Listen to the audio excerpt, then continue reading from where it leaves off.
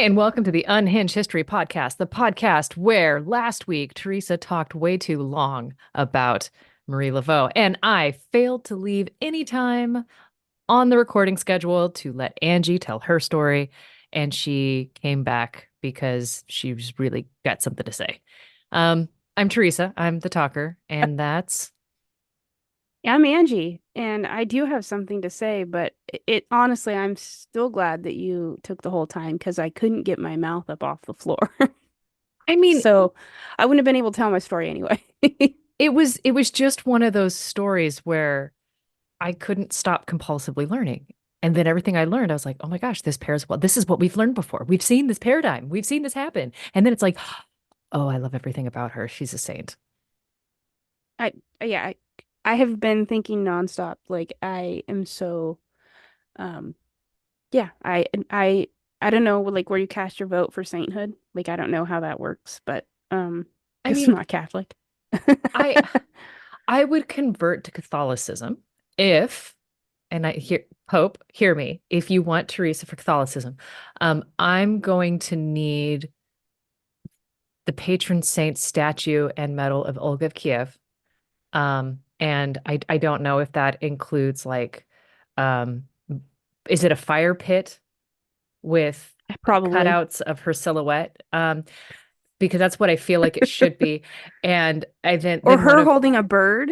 I think I like that. oh, Like if I we're, would be okay with that. Yeah, that would be the garden statue. yeah, yeah. Yeah. You put that in And a little alcove in your garden. Yeah. then I'm going to need Marie Laveau canonized stat. And I'm going to need the same accoutrements for her so I can celebrate her sainthood. Accoutrement. Please and thank you. Yeah.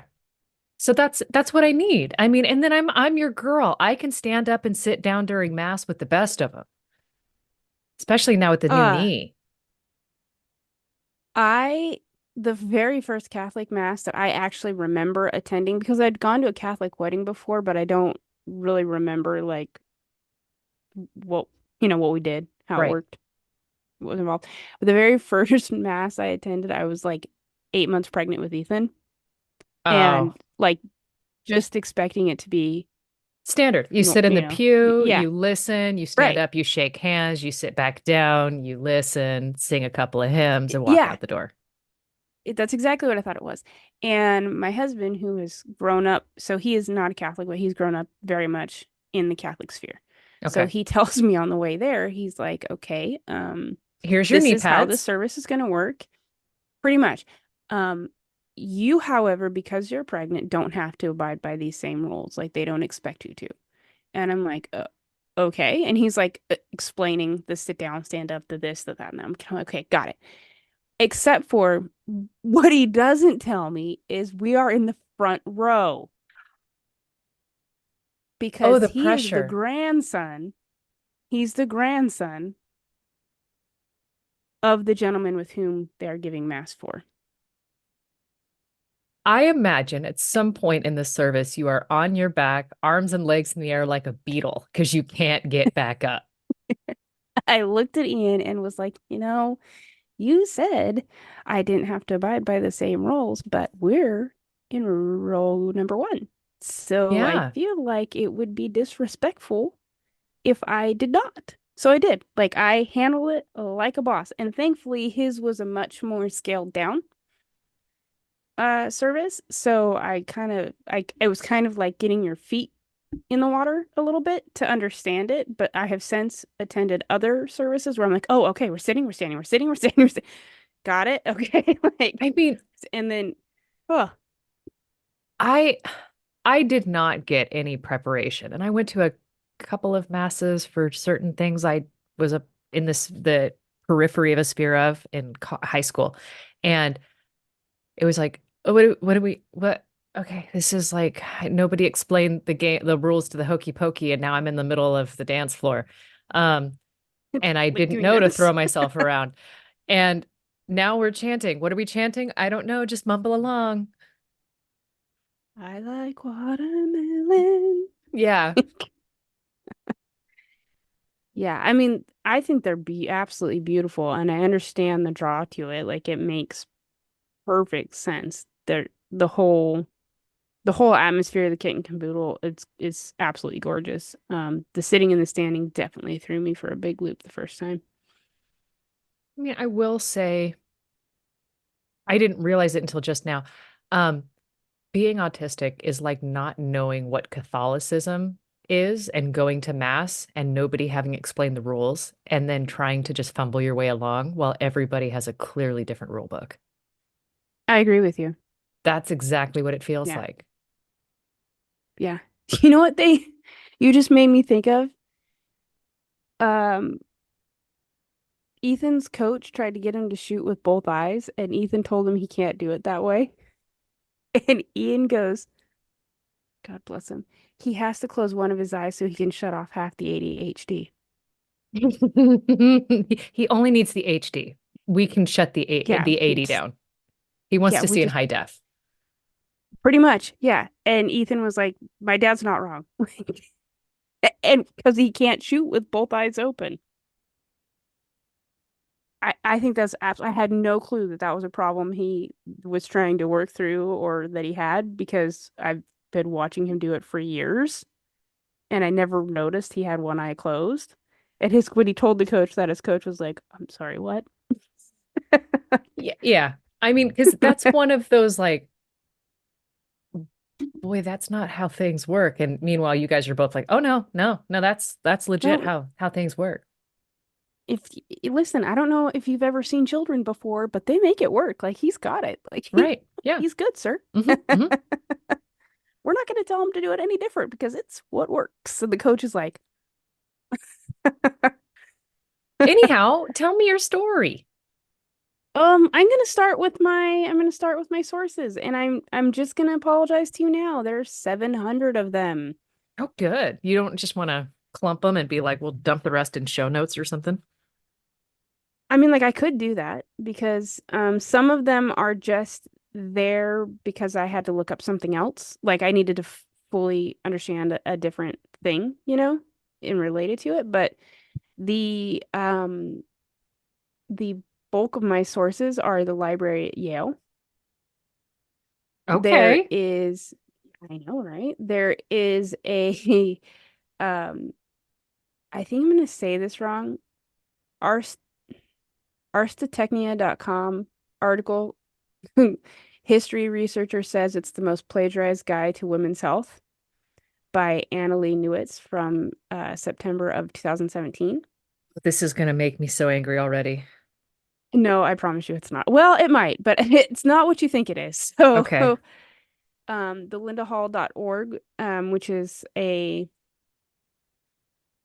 type of collection of it's a library that has science, engineering, and tech involved in it. So they have like a scientist of the day article that they do, like like an interesting topic today. Here's that topic. Um, a New Yorker article, which I thought was really fun. A Britannica.com, of course. Discover magazine. And I listened to a podcast on Atlas Obscura about this. But okay, now that I've told you that my biggest source is Yale, I'm going to tell you about quite possibly the greatest hoax in printmaking. Or maybe not. We don't know. I'm going to tell you Oh, about the Voynich Manuscript. Have you ever heard of the Voynich Manuscript? this feels like in the deep archives of my brain, there is a file, but I'm going to get the spinning ball for a bit. Okay. You have sent the librarian on a wild goose chase? Yes. Okay, well. So the Atlas Obscura podcast is called A Strange Medieval Document Housed in a Stunning Modern Library. And I just think I love that so much. It made me so happy. And in that podcast, the one of the speakers makes this statement, and I absolutely loved it. You never forget your first time seeing the Voynich. That's for sure. And here's the thing. I actually remember the first time I ever saw pictures of it. I was like 10 years old. and I still haven't forgot. So I thought that was very funny that I was like, oh yeah, that's true because I was 10 the first time I saw pictures of it and I have not forgot about it. It lives rent free in my brain. So yeah. Well, okay, now go on because Okay. my librarian is scurrying through the dark corridors. Okay. So, sitting in the Beinecke Rare Book and Manuscript Library at Yale University is a book. It's a manuscript that measures roughly 8.9 by 6.3 inches. It contains 102 heavily illustrated parchment folios, which averages out to be about 234 pages. Quote, it's not fancy. It doesn't have gold. It's not in a fancy binding. It's a messy, dirty object. It was made to be used. That quote is from Lisa Fakin Davis. She's a medievalist who works with the Codex at the Beinecke. Additionally, she points out that the binding is old and busted and probably not the original, but that kind of only adds to the fun. It's possible that the binding was most likely changed in the late 1800s when the Jesuit order their books were all being consolidated and like sent to one abbey or sent to Rome. So they were only allowed to keep their personal manuscripts, but if they had manuscripts that were um more elaborate or of any kind of value, they were all supposed to be consolidated and sent away. So it's believed that the Jesuit order, having not really known what this manuscript was, recovered it themselves so they could keep it. Oh, But we don't know. I'd rebind my So, books so I could keep them. right, I fully agree with you. So, like I said, everything else that's fancy or anything that wasn't solely belonging to that specific order was consolidated and it goes to Rome. What's really interesting is not only are was do they know that it was rebound, there's definitely pages missing. Discover magazine has this to say.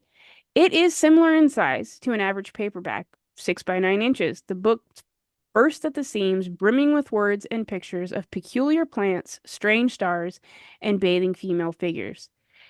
At around 200, Sorry. yeah, I just originally I was like, is this gonna end up like, well, the missing pages were porn.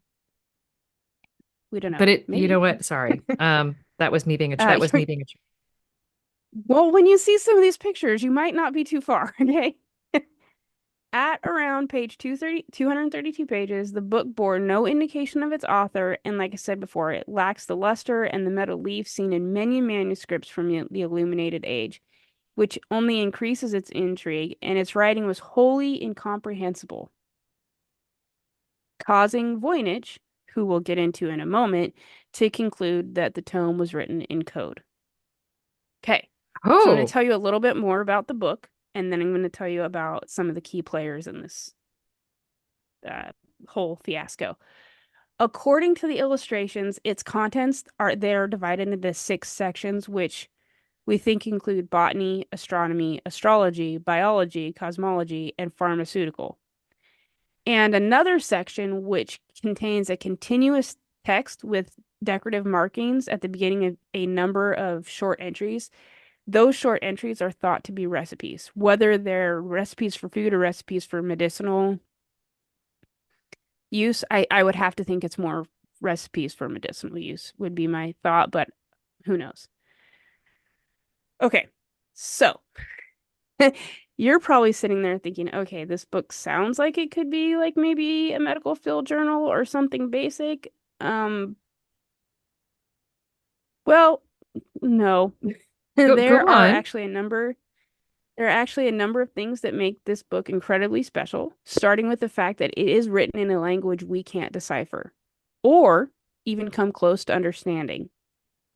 However, it is fair to point out that according to Lisa, who has worked with the manuscript, only about 1% of the written record from the medieval period have survived to the present day. So who knows if the language that it's written in is just one we haven't seen written before, Okay. or if, or since, or if it's from originally a language that didn't have a written word. We're unclear. Additionally, Its location of origin is just as hard to understand. In 2009, it was carbon dated to the 15th century, roughly between the years of 1404 and 1438. So you're if it was created in 1404, I mean that gives us just a few hundred years to try to figure out the history of this book, right? I mean, I'm here for all of this right now. What was baby Angie Right? reading about?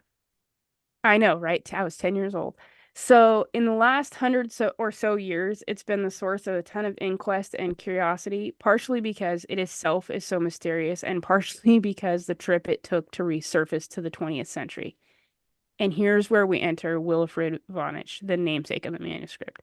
He was born November 12th, 1865, in Poland, and he spends his youth as a Polish revolutionary. At one point, he is captured and sent to Siberia. Somehow, he gets out of Siberia and he moves to London. He settles down, he gets married, and he becomes an antiquarian and a rare bookseller. Now, Okay, so far, just those factoids make him the most interesting man alive. right? And there's a lot of theories about him, and unfortunately, we don't have a ton of information. But for me, the idea that you grew up a Polish revolutionary and then you spent time in freaking Siberia of all the weird places, and then you just decide after you get out of it that you're gonna move to London and become an old bookseller, like that's so random to me. So there are people that believe that his book selling Spy, spy, was a front, spy. either a spy or possibly other political or revolutionary type scheming happened in the back end of the bookstore kind of thing, but we don't know. Books in the front, business in the back. Right? Just like the mullet. Um, that's that's what a lot of people think. I don't know, but the more I read about him, the more I'm kind of like, huh, yeah, you know what? That actually checks. Um, so like I said, he gets married, he becomes a real rare bookseller. His London headquarters does so well that he is able to open a branch in New York City. Now, I'm going to say this. The Library of Yale was my biggest source, but what's really interesting about this manuscript is even the most credible sources, like the library at Yale, this manuscript is so, its history is so convoluted and so wild and so unknown that it's hard to fully understand and put two and two together for any of it, which is only adds to its intrigue, right? So Okay. there are some that believe that in 1910 or in 1912, pick your year, but somewhere in those 2 years, Vonich, Voynich buys 30 manuscripts from a Jesuit, corporation out of Italy. There are a lot of people that don't believe that's actually how he came across this set of books, but anyway, he buys these 30 manuscripts from the Jesuits in Italy. That's the most cited belief that he just purchases them. There are those that believe otherwise, but who really knows exactly what he does? He comes into acquisition of these books, and he's able to kind of disperse some of the other ones. In fact, there are many universities in the U.S. that actually have a Voynich manuscript because he purchased from these 30 of the Jesuit books, and most of them are like Thomas Aquinas and Yeah. other religious works, like right. Okay. So Now Voynich remember though, Manuscript isn't necessarily the singular, it is the group of manuscripts that he purchased. And then this one is the most crazy? Voynich. Yeah. Voynich. So Okay. you can have a Voynich manuscript, but it won't be the Voynich manuscript. So Okay. Discover Okay. Magazine has this. Go ahead. No, that was just me going, okay, okay. Like uh, gathering You my got it. thoughts, Okay. lining up my ducks. Okay. Voynich Magazine has a great quote about this. Bundled in a collection of manuscripts set to be sold to the Vatican, Voynich may have been a little bit reluctant to reveal its true origins. So it's possible he procured some stuff that was not meant for sale to him. And wait, you're saying he sold them or he was going to sell them to the Vatican? No, he bought them and they were on their way to be sent to the Vatican.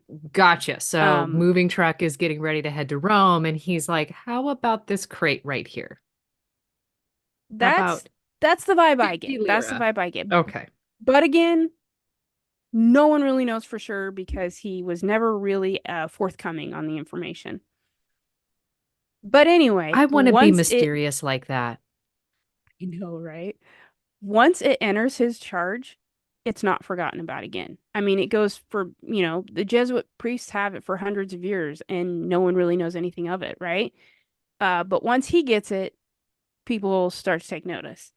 He thinks it seems to be to him of some European origin, and the manuscript has a letter folded into the front of it from, I'm going to try so hard to say these next couple of names correct. Johann Marcus Marci, a Kronlin, who was a 17th century Bohemian physical scientist and the personal physician to the Holy Roman Emperor Rudolph II. This letter is written in 1665, and it's addressed to a polymath called Athenaeus Kircher. And Kircher is of himself like the one of the most interesting people I think to have ever graced Europe with his brain. He learns Greek Let's and zoom back Hebrew. a second because I am a fan of any time anybody is called a polymath. It is a word we do not use often or often enough anymore. Yeah. You want to hear about what Britannica has to say about this gentleman? Yes. Because it's a doozy. He learns Greek and Hebrew at the Jesuit school in Fluta. He pursued scientific and humanistic studies at Paderborn, Cologne, and Colbinez, and in 1628 was ordained at Mainz. He fled the increasing factional and dynastic fighting in Germany as part of the 30 Years' War, and after occupying various academic positions at Avignon, settled in 1634 in Rome. There he remained for most of his life, functioning as kind of a one-man intellectual clearinghouse for culture and scientific information, gleaned not only from European sources, but also from the far-flung network of Jesuit missionaries. He was especially interested in ancient Egypt and is sometimes regarded as the founder of Egyptology for his attempt to decipher hieroglyphics and other related Egyptian phenomena. Whoa. So there's a book, and don't cite I should have saved the link for it, but there's a book on him, and I believe it's called The Last Man Who Knew Everything.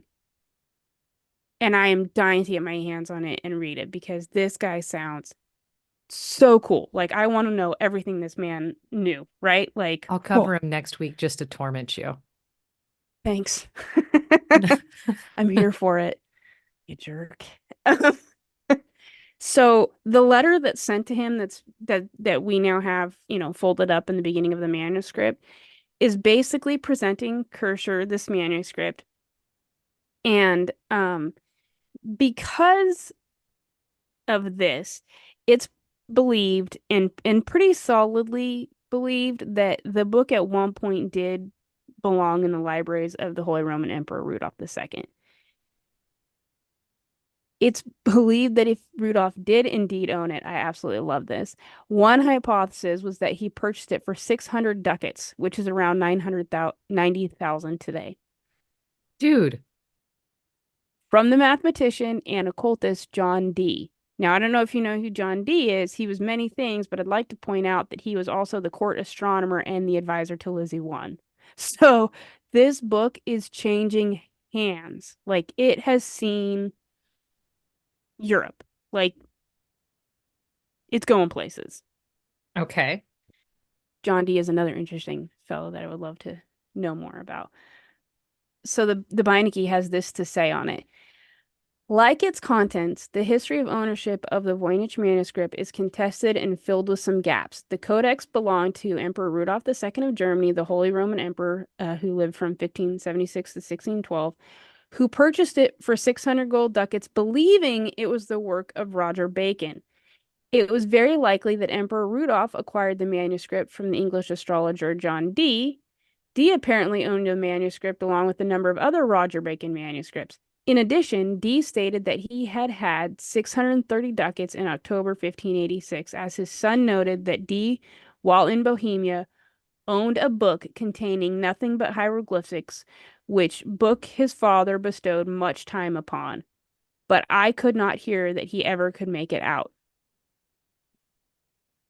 Emperor Rudolph seems to have then given the manuscripts to Jacobs Korsicki de Tempnes.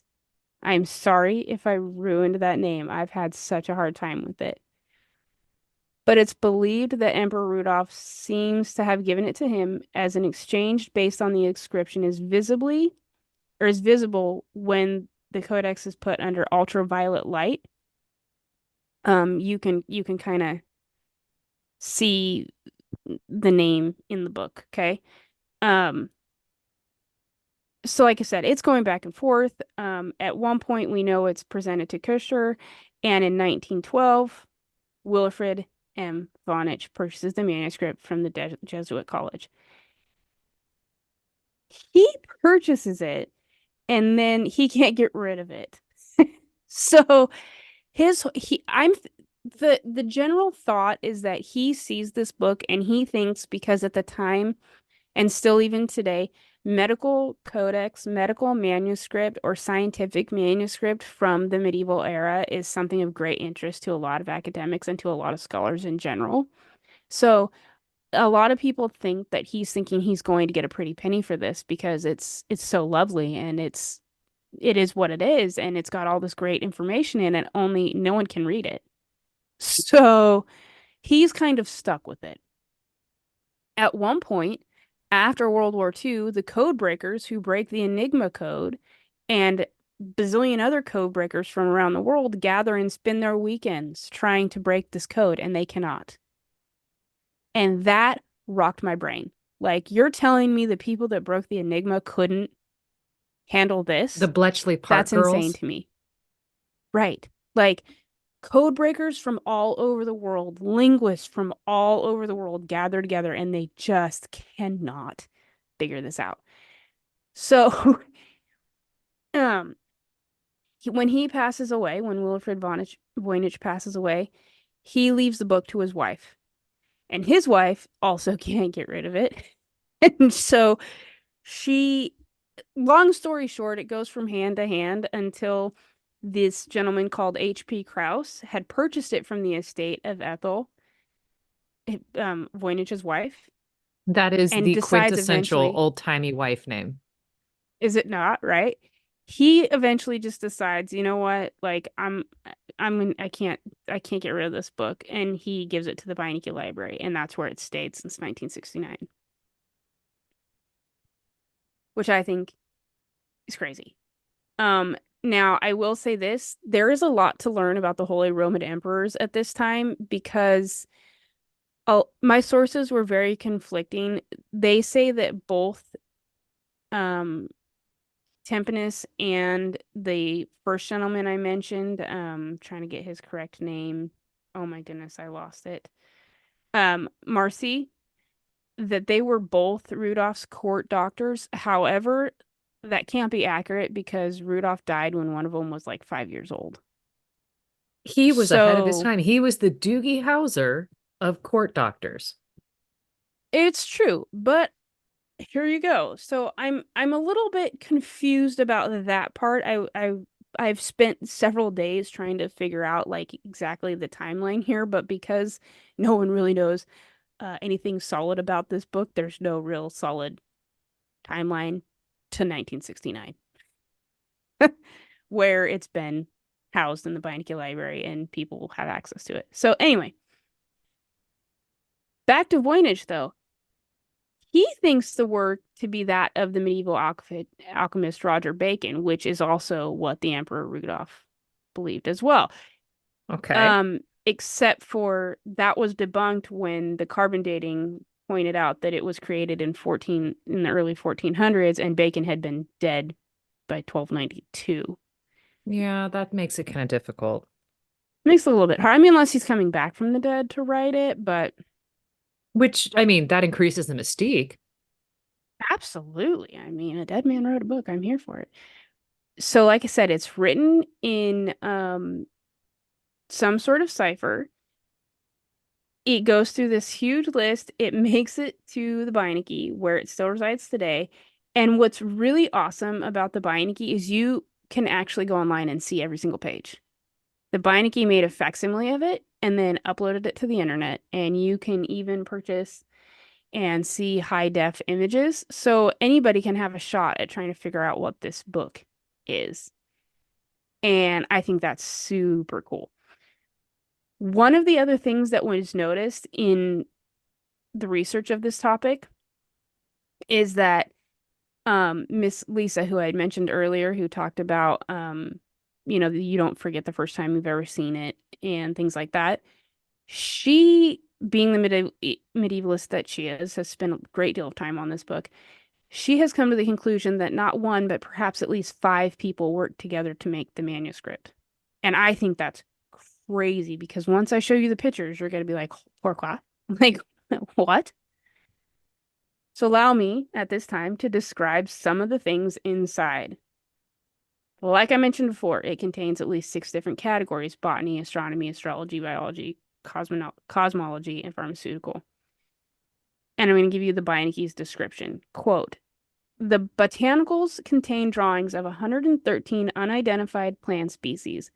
The astronomical and astrological drawings include astral charts with radiating circles, suns and moons, zodiac symbols such as the Pisces fish, a bull Taurus, and an archer Sagittarius. Nude females emerging from pipes or chimneys and courtly figures. The biological section is made up of drawings of miniature female nudes, mostly with swelled abdomens, immersed or wading in fluids and oddly interacting with interconnecting tubes and capsules. The cosmology shows an elaborate array of 9 cosmological medallions, many drawn across several folded folios and depicting possible geographical forms, and the pharmaceutical drawings, of which there are 100 different species of medicinal herbs and roots, portrayed with jars or vessels in red, blue, or green. And the recipe section is continuous pages of text, possibly recipes with star-like flowers marking each entry of the margin. Okay, I love this part. Lisa says people get really excited about the star charts because that's where the aliens come in. Okay. Yeah. Which is also where one of the more wild theories about the book come from. Are you ready for quite possibly the wildest theory about this book? So this is going to be the part where I bring it up to Hubs later on after I walk away from this recording, and he goes, "Oh yeah, that was on Ancient Aliens. You remember the guy with the hair? It's aliens." I wouldn't put it past him actually. So one of the most favored theories out there is that it was created by a young alien of the female gender whose family was here for whatever reason. And when they left, I don't know, to go home from the vacation to planet Earth or whatever, she accidentally leaves her journal behind. That is one of the most favored theories. Favored among So a gentleman, academics, favored among alien researchers who live in mommy's basement. I kind of think that one. Academics Okay. do not credit the alien Weigh in on theory, this? but they do. Okay. They do get a laugh out of it. They do find it entertaining, but it is definitely not what they think. I mean, I can't speak for all of them, but from the few that I listened to and the handful that I read, they do not give it any credit. Best say, having But done enough surveys, I can tell you there is always a percentage who say option C, the batshit insane theory. aliens. The hair comes out and everything, right? So a Yep. gentleman called Nick Paling at cyphermysteries.com compiled together some favorite theories from around time in the world, and I'm going to hit you with a few of them because there are some doozies. Eric von Daniken covers the Voynich Eric Manuscript in von his Daniken, 2000. he is an ancient aliens researcher. He's a talking head. Yeah, Go on. Okay, yeah. So trust me, because this is very talking headish. In his manuscript, or excuse me, in his 2009 book, History is Wrong, he links it with the Book of Enoch and a whole load of other things. Okay. Beatrice Gwen from Dublin thinks it's a 16th century hygiene manual written in left to right mirrored Middle High German. But Okay, wait, don't we that's know it predates that? So she's wrong just off the bat from dates? off the bat on dates, yes, but as far as idea goes, maybe she might be onto something, right? Okay. William Romaine Newblood sensationally claimed that the manuscript was written by Roger Bacon in a multi-layered micrographic cipher and described using telescopes to view galaxies. I don't see that when I look at the pictures. I'm not sure why he would think that, but what do I know? Richard Santacoma claims that the manuscript was probably written by Cornelius Dribble or perhaps was a staged prop constructed by Francis, not Roger Bacon. Okay, That is okay, interesting. automatically having been involved in drama, if it was designed to be a stage prop, the interior pages of those books are blank or they're just the recovered Betty Crocker cookbook. Like they're not what you think they are. And if you're going as another child of theater, if they're going to show any pictures to the audience, it's only the pages that they're going to show that have pictures on them. Yes, Everything else is blank. Right? right. Okay. Maybe medieval playmakers were far more they dealt with closer audiences. Ornate. I don't know. Yeah, very Yeah. environmental theater. Definitely You're up. ornate. Yeah. Yeah. I've spent the last Uh 4 years on one prop. yeah, exactly. Jim Child, an Indo-European linguist who has been studying the manuscripts since the 70s, sees Voynich as a pronounceable early German language. I do not, but that's what he sees it. So that's what they call the language now in the book is Voynich. Tim Ackerson is quite sure that the manuscript was written in early Welsh or Old Cornish from the 7th to 8th century, which is also inaccurate by the carbon dating. Unless, of course, you knew the language from the 7th or 8th century in the 14th century and wrote it down, or in the 15th It's a century and wrote it reprint. down. Yeah. But I mean, that's yeah, what he's basically saying. which is a lot of academics' belief is that, back then copyright laws didn't exist the way they do today. So particularly medical texts were often copied and recopied and scribed and things like that, right? So that is a big belief. Dan Bursich claims that the manuscript was written down in enciphered Hebrew by Roger Bacon and that it describes some type of alien technology from the future for creating DNA with sound.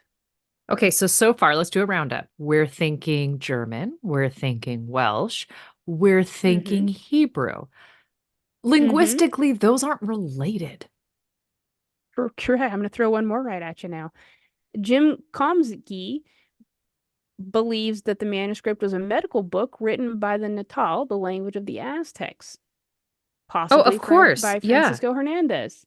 Because And he's we already know the trade routes between the Aztec Empire and the Jesuit priests in Italy were firmly established. so those are some of the reigning beliefs. I'm going to show you some pictures and then I'm going to tell you what I think it is.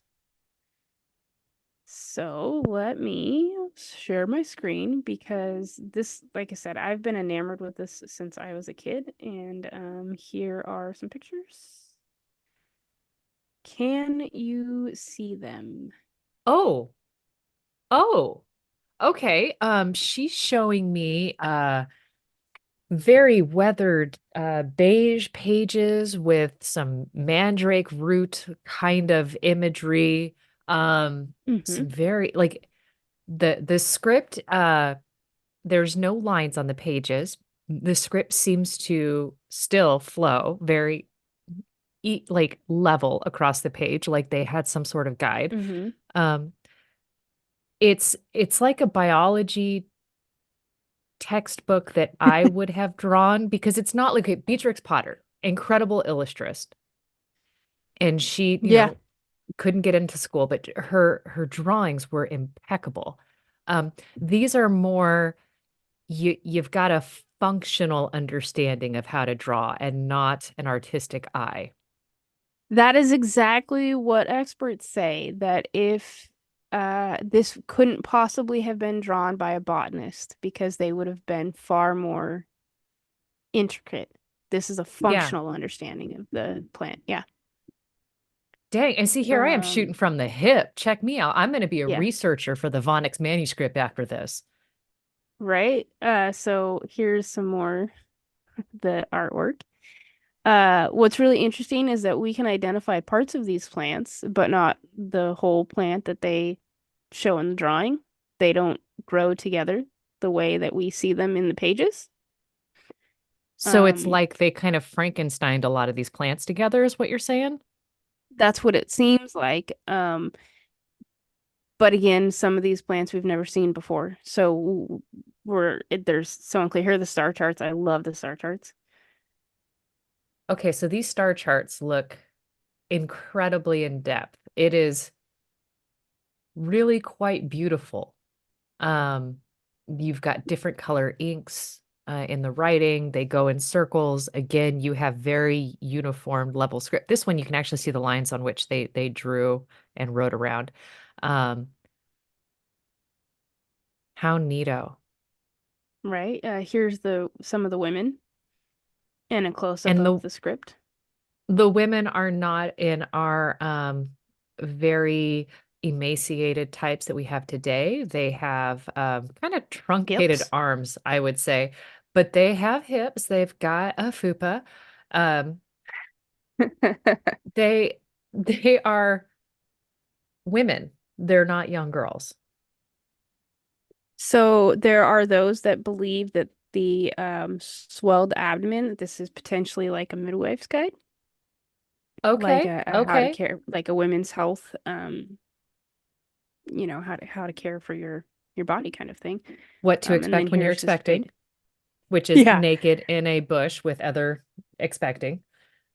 Uh, yeah, I mean like I missed that. I don't no one told me. I got to just go get naked in the All right, pond with I'm other pregnant like I I've wasn't there stopped for that, but my monthly cycle. I'm gonna go live with the other pregos, and we're going to sit naked in the forest and just forget about you. yeah. Now, um as I mentioned before, you can go online. There are several places you can actually see every picture, every page. So you can look Wow. at them for yourself. Okay.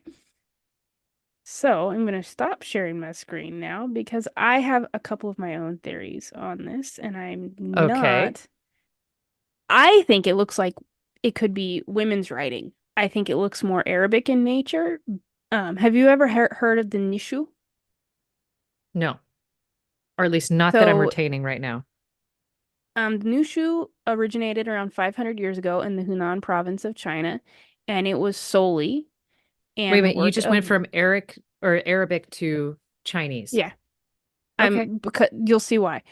So Okay. the Nushu was created solely by women for women, and it was a means of communication with one another in this area in a time and place where that was so oppressive to women. So they found a way to communicate amongst themselves in the village, in the province. Um, to swap stories, to swap advice, to swap recipes, whatever. Like, and it It is was their pig only, Latin. yeah, it is only written by women and is only known by women.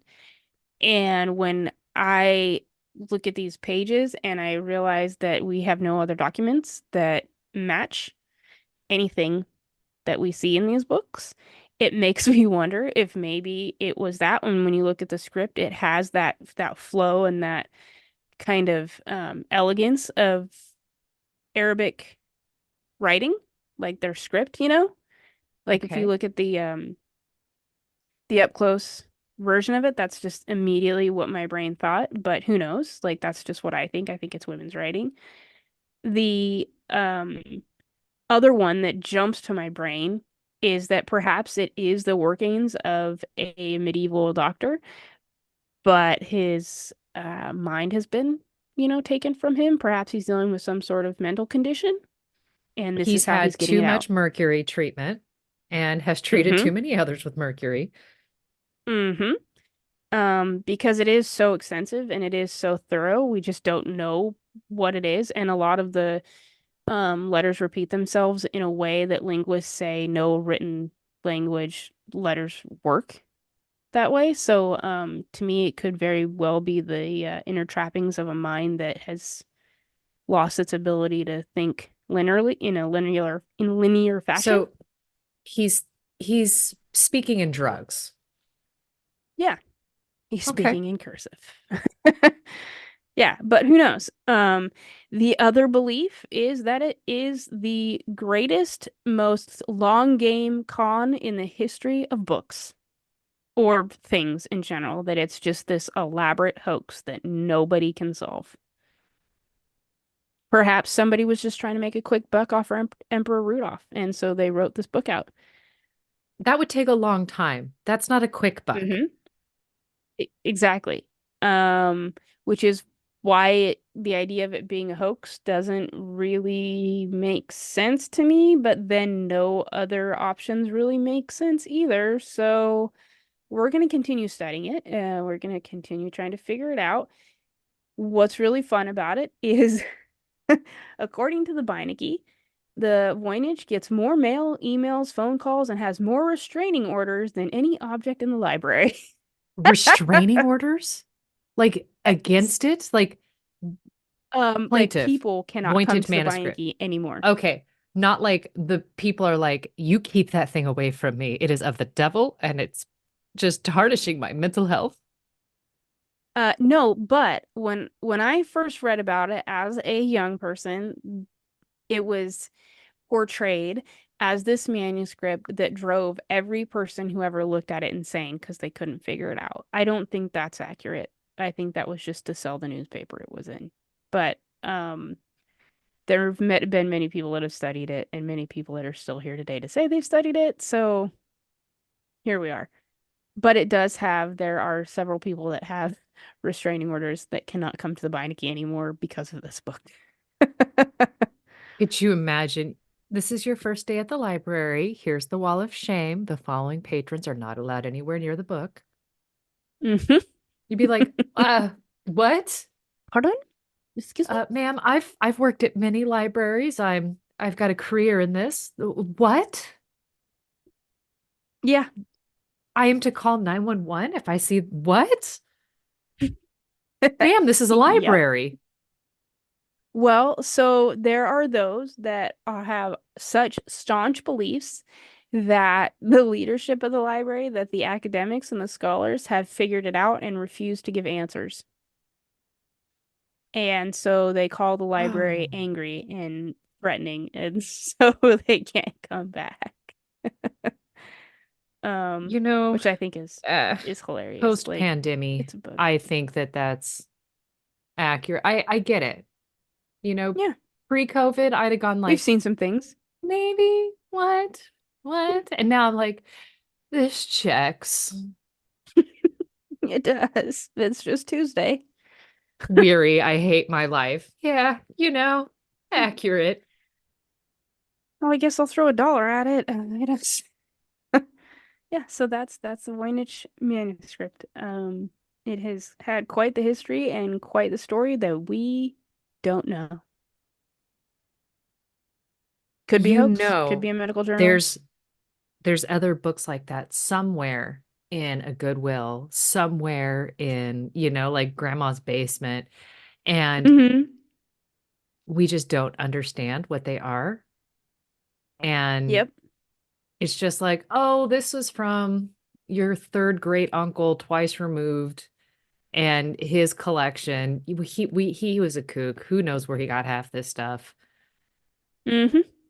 Yeah, and I thought it was so interesting that I didn't realize we only have 1% of what we know was written in the medieval period. That is wild to me. Well, here's Um, something else to think about. Just because we have all the books we have now digitally and whatnot, doesn't mean we're going to keep them because digital stuff degrades. So, Like,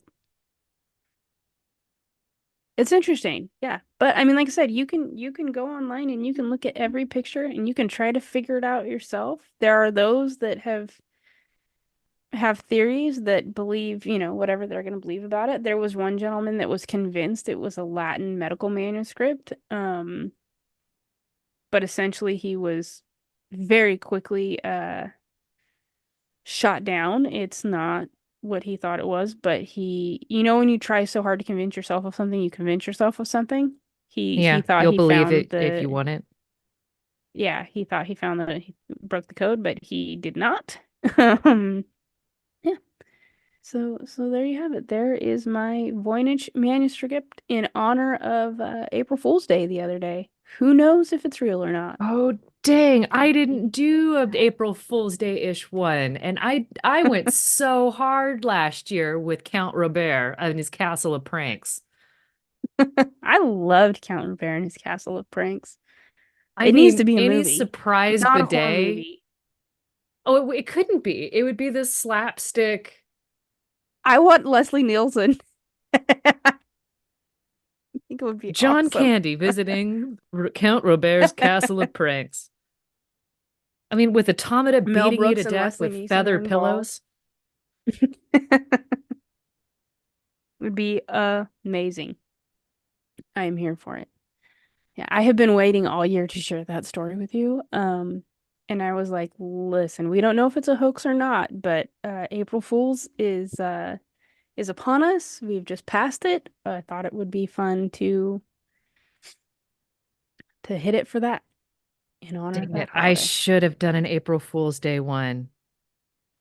Ah, to the time machines. I gotta redo it. I mean, you still have some weeks of the month, and technically, I mean, if you're like my family, you can celebrate Loki Day whenever you want. I mean, I was born on Loki Day though. Like that Celebrate it when should you wish. dang nabbit.